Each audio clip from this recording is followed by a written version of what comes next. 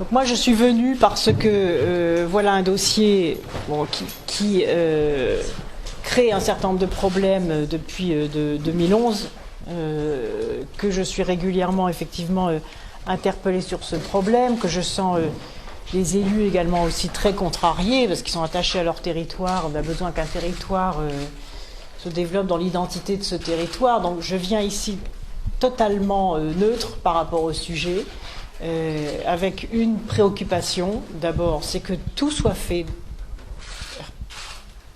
avec des règles juridiques et légales parfaitement applicables pour tout le monde, donc que le droit soit respecté par tout le monde, d'une part, et que, d'autre part, toute la lumière soit faite sur les questions relatives à ce qui est pour moi essentiel en tant que ministre de l'écologie, du développement durable, c'est qu'il n'y ait, au regard de ce projet d'exploitation, aucun danger sur la santé publique et en particulier sur la pollution de l'eau, voire sur une éventuelle catastrophe écologique si l'exploitation ne correspond pas aux règles existantes.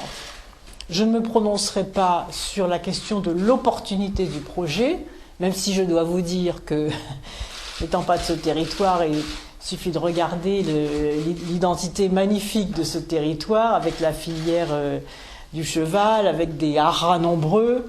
Et c'est vrai qu'on se demande comment est-ce que cette idée a pu germer de construire un centre de stockage et d'exploitation de déchets industriels alors qu'il y a un potentiel considérable en matière de développement de la filière équine, du tourisme, de l'agriculture de qualité,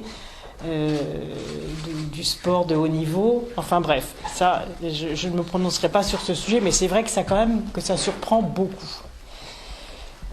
Ce que je voudrais dire ensuite, c'est que le moment où je suis venue sur place et le moment où je m'exprime ouvre une perspective nouvelle de remettre à plat le dossier parce qu'il y a des éléments juridiques nouveaux. Quels sont ces éléments juridiques nouveaux? C'est l'avis du Conseil d'État qui a été rendu le 25 mai 2015 et qui a autorisé les associations à être tierces opposition, ce qu'elles n'ont pas pu faire lorsqu'il y avait eu la décision du tribunal administratif autorisant l'exploitation.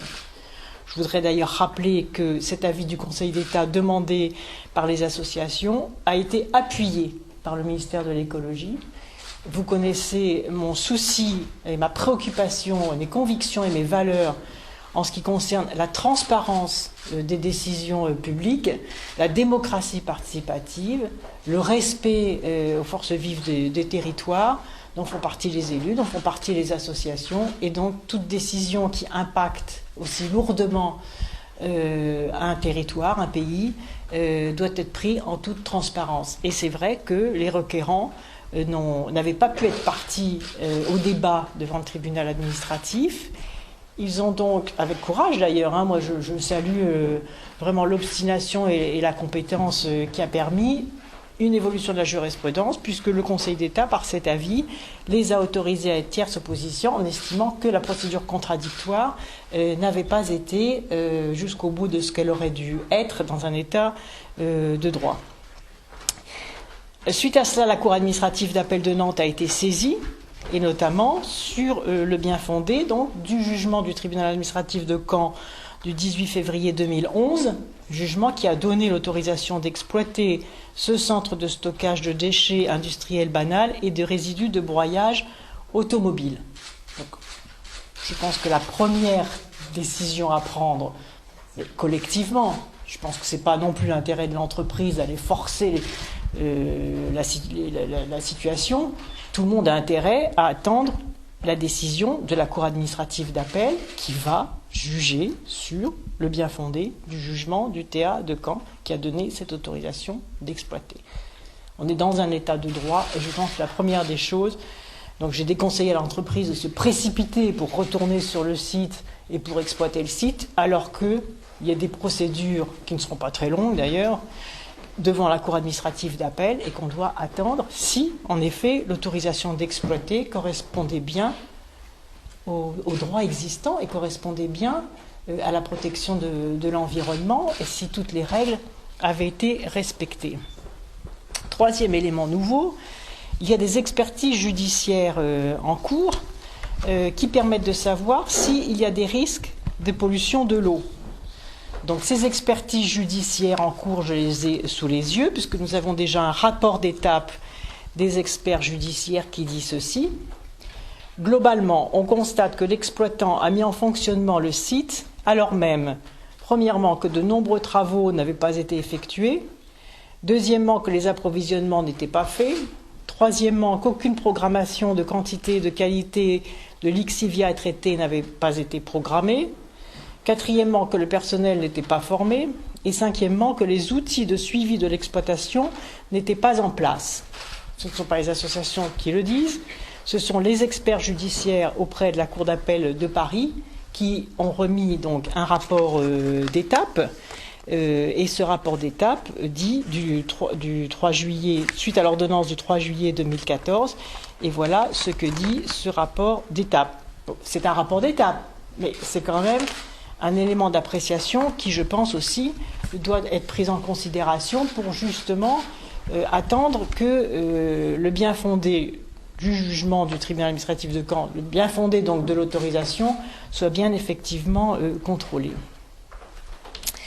Quatrièmement, nous avons un rapport du laboratoire Pierre et Marie Curie qui met en cause les éléments de l'étude d'impact du dossier initial, que j'ai ici d'ailleurs, ce rapport donc du laboratoire Pierre et Marie Curie, qui met en cause les éléments de l'étude d'impact du dossier initial. Qu'est-ce que c'est que le dossier initial? C'est le dossier sur la base duquel le tribunal administratif de Caen a donné l'autorisation d'exploiter le centre de stockage. En effet, il constate dans le dossier d'étude d'impact une inversion des cartes de mesure de perméabilité du site.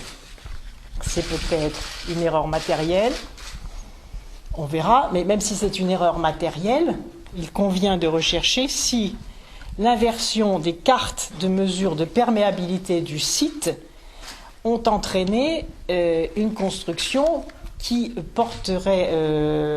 qui ferait courir de graves dangers en termes de pollution et qui pourrait même provoquer une catastrophe écologique. En effet, cela voudrait dire que le fond des alvéoles qui reçoit les déchets n'aurait pas dû être situé à une profondeur de 10 mètres. Je rappelle que ces alvéoles sont destinées à recevoir des déchets sur une profondeur de 10 mètres, donc elles sont creusées dans le sol. Donc encore faut-il qu'il y ait un sol perméable et un sol solide, puisqu'il va y avoir en plus 30 mètres de hauteur de déchets dans chacune de ces alvéoles. Donc il est absolument impératif, pour éviter toute catastrophe écologique, de vérifier si l'inversion de ces cartes, inversion qui n'est d'ailleurs pas contestée par l'entreprise, qui fait valoir le fait qu'il y a une erreur matérielle, ce qui est tout à fait possible, mais encore faut-il que cette erreur matérielle n'ait pas conduit à des travaux contraires à la possibilité pour ce sol et pour ce sous-sol de supporter une telle masse et un tel poids de déchets. Cinquième élément nouveau que nous avons, c'est que l'exploitant GDE a fait des recours contre ses sous-traitants. Et lorsqu'on lit ces recours contre ces sous-traitants, donc qui sont assez récents, qui datent du 20 janvier 2015, on constate que l'exploitant met en cause la compétence de ses sous-traitants et écrit textuellement que le site n'était pas exploitable le 23 août 2013.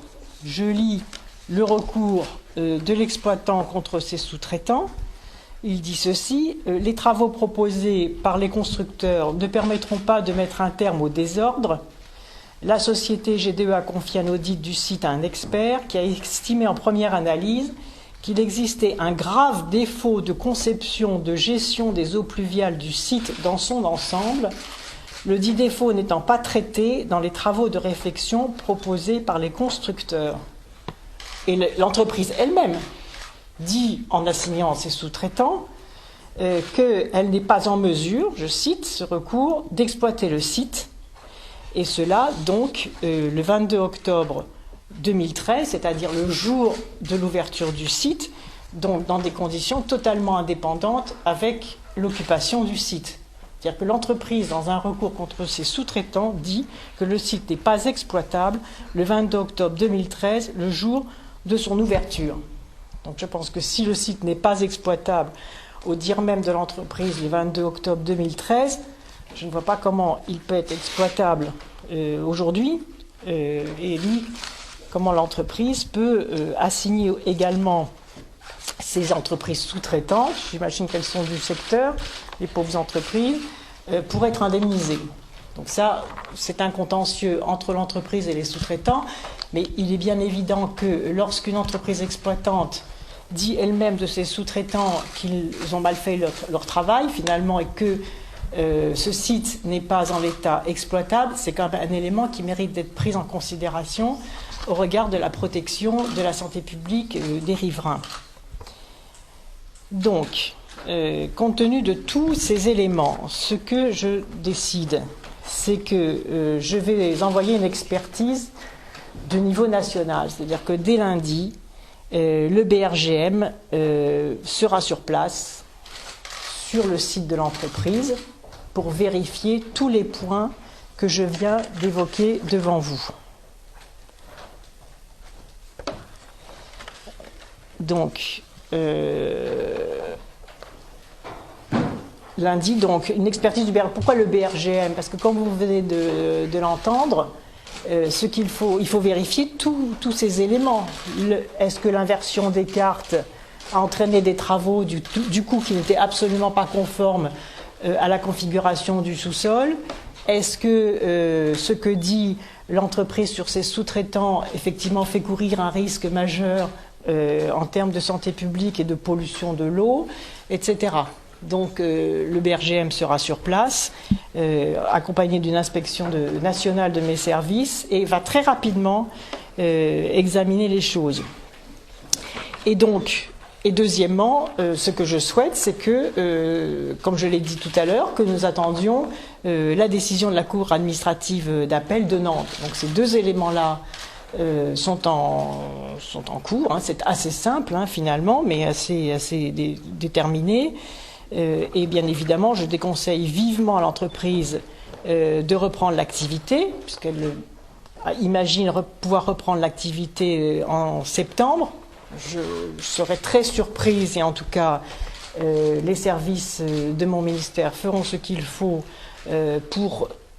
puisque nous aurons d'ici le mois de septembre les premiers éléments du BRGM, et bien sûr, je prendrai toutes mes responsabilités pour protéger la santé publique et pour empêcher des risques de contamination, de catastrophes écologiques auxquelles pourrait conduire une reprise d'activité, compte tenu de tous les éléments que je viens de vous donner. Voilà ce que je voulais vous dire. Ça a été long parce que j'ai voulu regarder l'ensemble des choses, regarder l'ensemble des dossiers, même si j'avais beaucoup regardé de très près avant de venir. Mon métier, je suis magistrat de tribunal administratif. Donc, on ne peut pas me raconter d'histoire. Moi, je regarde les dossiers en profondeur, toutes les pièces qui sont dans les dossiers, les échanges de courriers, les considérations qui sont avancées devant le tribunal administratif, le contenu des expertises qui sont données, les dates qui sont posées, les échéances, les recours possibles, les considérants, etc. Et je vois en général assez vite là où il y a un certain nombre de failles, et en tout cas là où il faut faire un certain nombre de contrôles complémentaires.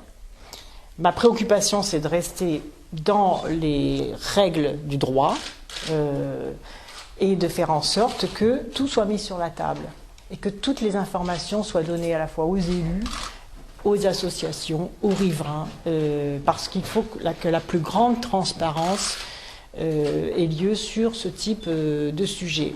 Et je ne suis pas sûre que tout le monde ait eu justement toute cette information. J'imagine même qu'en parlant, les élus ont repris un certain nombre de choses peut-être, parce qu'effectivement, il y a un certain nombre de pièces qui ne sont pas communiquées, mais qui doivent l'être. Parce que notre responsabilité, ma responsabilité, qui n'est pas facile, je vois bien sur un certain nombre de dossiers extrêmement sensibles que j'ai à traiter. Il y a d'un côté une exploitation, une entreprise qui a le droit de fonctionner si toutefois les autorisations qui ont été données sont légales. Si elles ne le sont pas, et s'il faut vérifier un certain nombre d'anomalies, eh bien il faut le faire. Pourquoi? Parce que ce sont d'abord des enjeux d'identité de territoire, premièrement, des enjeux de santé publique, deuxièmement, parce que le gros défi qui est posé là, c'est la question de la pollution de l'eau, en particulier, et puis des enjeux en ce qui concerne l'opportunité. Ça, c'est pas à moi d'en juger, ça c'est le travail des élus, je pense d'ailleurs qu'ils sont prononcés à l'unanimité pour un moratoire. Le moratoire, de fait, il n'est pas juridiquement, je n'ai pas décidé juridiquement d'un moratoire, mais il est là de fait, puisque j'envoie une inspection sur place, le BRGM va nous dire très rapidement où sont les anomalies, s'il y en a et quels sont les risques, et surtout la Cour d'appel auprès duquel bien sûr je vais déposer un mémoire avec l'ensemble des éléments dont je dispose, un mémoire qui va aller dans le sens de ce que demandent les associations, je ne vous le cache pas, et à ce moment-là nous verrons quelle sera la décision de la Cour d'appel.